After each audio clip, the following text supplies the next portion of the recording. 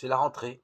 Rentrée des classes avec son cortège de réunions, de parents, courses, inscriptions. Rentrée au travail avec une foule de mails en retard. Rentrée tout court avec les mille et un tracas qui s'accumulent et nous assaillent. Et comme si tout cela ne suffisait pas, nous sommes invités,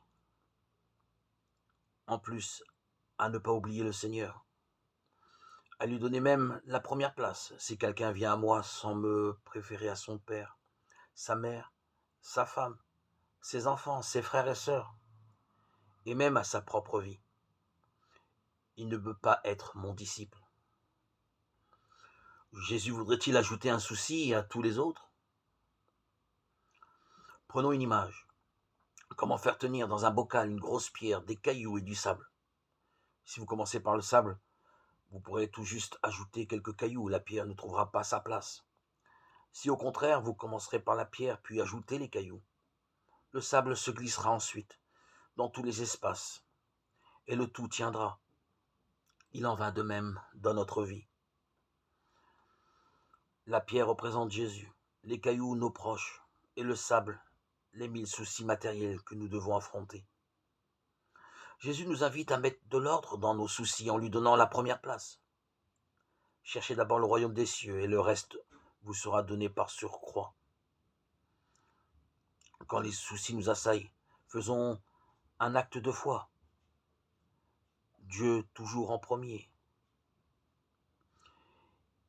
Et avant de nous précipiter, dès notre réveil sur notre téléphone, notre ordinateur pour répondre aux 1000 sollicitations, remettons à plus tard ce qui nous préoccupe. Et comme par magie, les soucis, importants certes, mais secondaires par rapport à Jésus, trouvent un à un leur résolution. Oui, c'est bien l'acte de foi que Jésus nous invite à poser en cette rentrée.